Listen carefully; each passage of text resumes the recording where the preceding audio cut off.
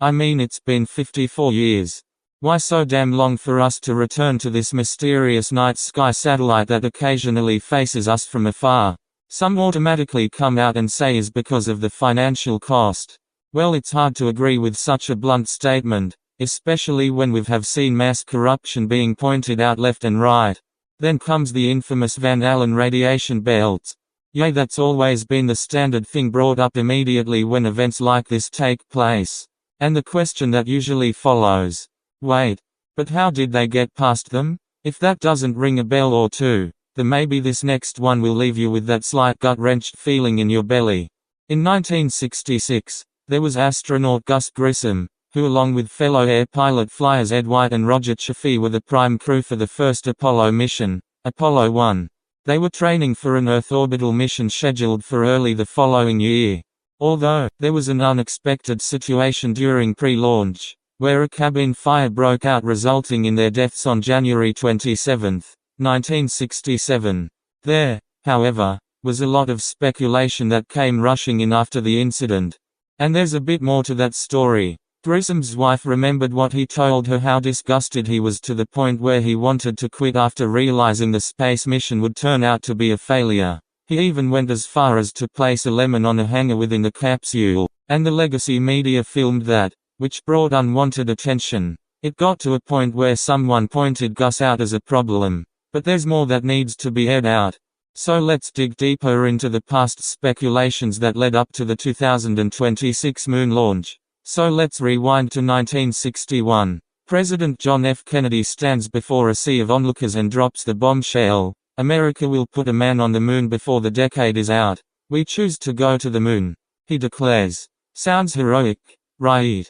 Cold War flex against the Soviets? But what if it was the perfect cover for something far bigger, a psychological operation decades in the making? Enter the man who made rockets possible.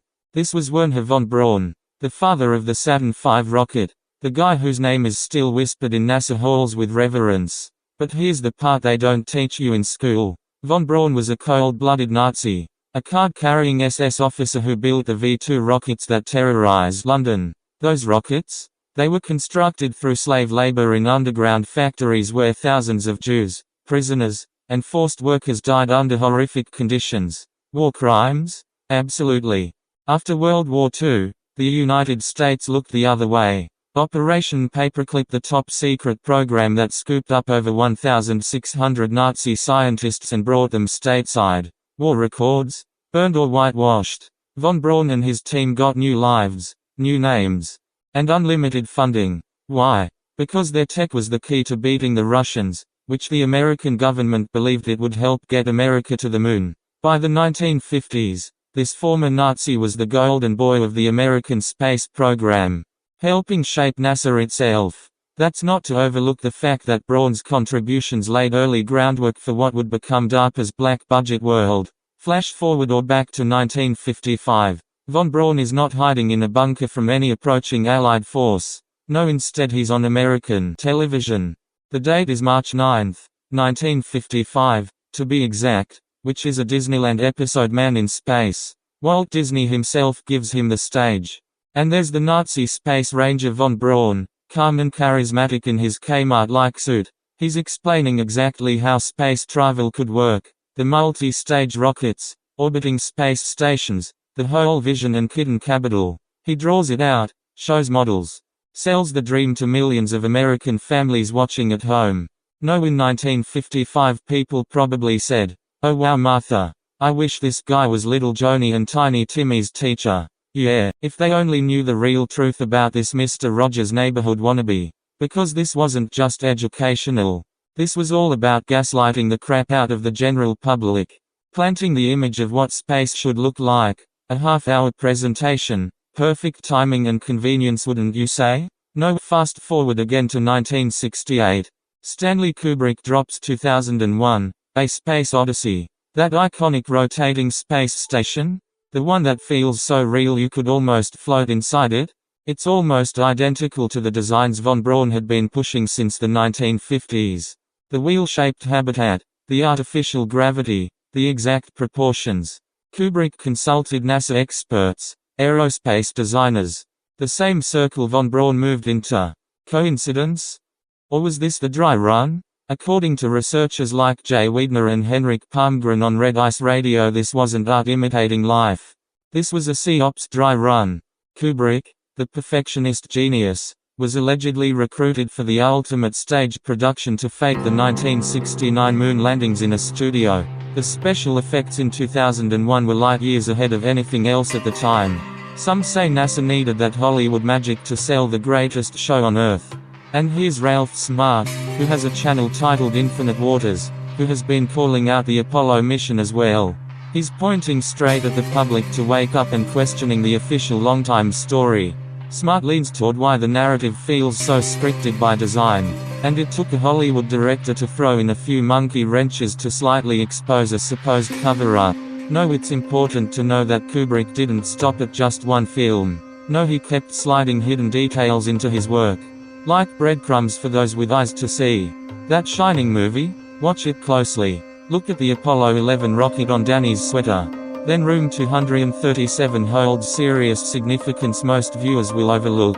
Because here we're looking for a bit of confirmation, starting with 2 plus 3 plus 7 equals 12. So that was a little gematria, or adding of numbers, used to point out the total number of astronauts that allegedly have been to the moon and back to Earth. And what about those overlapping carpet patterns that scream stage set, isolation, madness, covered up violence? Sound familiar? Well, if you ever saw Kubrick's movie Full Metal Jacket, it fit the bill when it came to military indoctrination psyops. The machine turning boys into cold-hearted killers. That was the Vietnam War footage shown to the public like a documentary, which Kubrick wanted to come off in such a way. It's like he knew how the American government's playbook scrimmage moves backwards and forwards, meanwhile everyone else just watches aimlessly.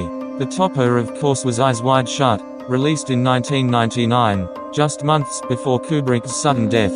This was where the elite secret societies ruled in secrecy, conducting masked rituals that rival power, sex, and control. Just complete conspiracy circles tie it directly to Satanism. Yes. They were piggybacking off of an ancient occult practice worship of Saturn, the Black Cube, the hidden hand behind time, government, and black projects. The film exposes the rituals of the ultra-wealthy, the ones who really pull the strings. And that's where Warner Bros. Stepped in to cut out unwanted scenes that revealed a bit too much. This was the pivot point to Kubrick's alleged death right after screening the movie's final cut. Mass speculation later followed, for many believed he was disposed of after disobeying the rules he was expected to follow. But Kubrick didn't give a rat's ass. He seized the chance to get the hidden message he hoped many would unravel someday. Well, bravo Stanley. Just about everyone has awakened to the visual signal you pushed. Transmitted clearly as if the transmission was shot directly from the USS Discovery dish antenna. Let's circle back to those nagging questions.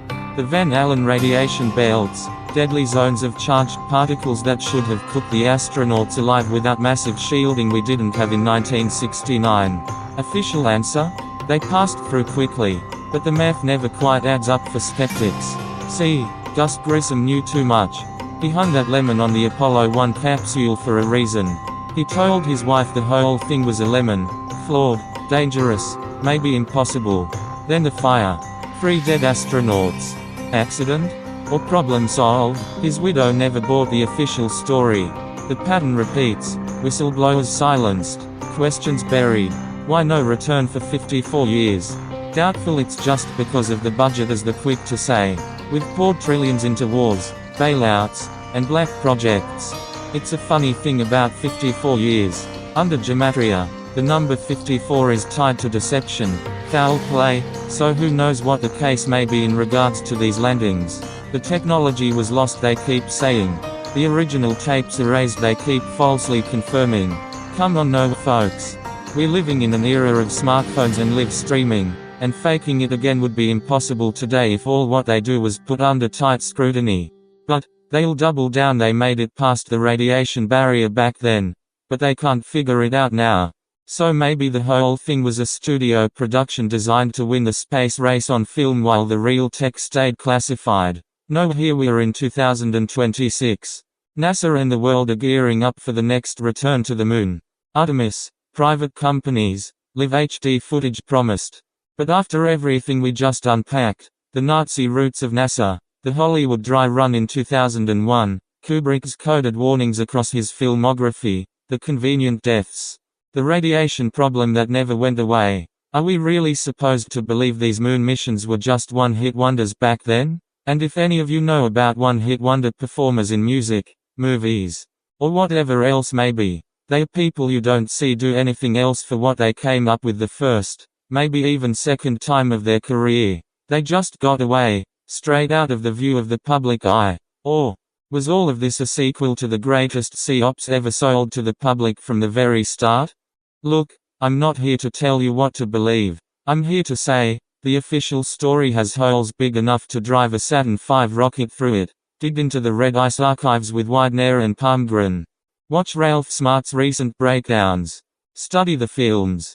Connect the dots yourself. Because if they lied about the moon, then what else have they lied to us about? Most importantly, how does all of this affect your worldview in regards to the so-called truths you've been told since you were a kid? So drop your theories in the comments. And stay tuned for more deep dives they don't want you to see. So if you liked what you saw and heard today about this informative topic matter, then smash that like button. Make sure to subscribe to Mind Blast Mechanics, where we dive deep into the observations that matter. We'll get back to you as soon as possible.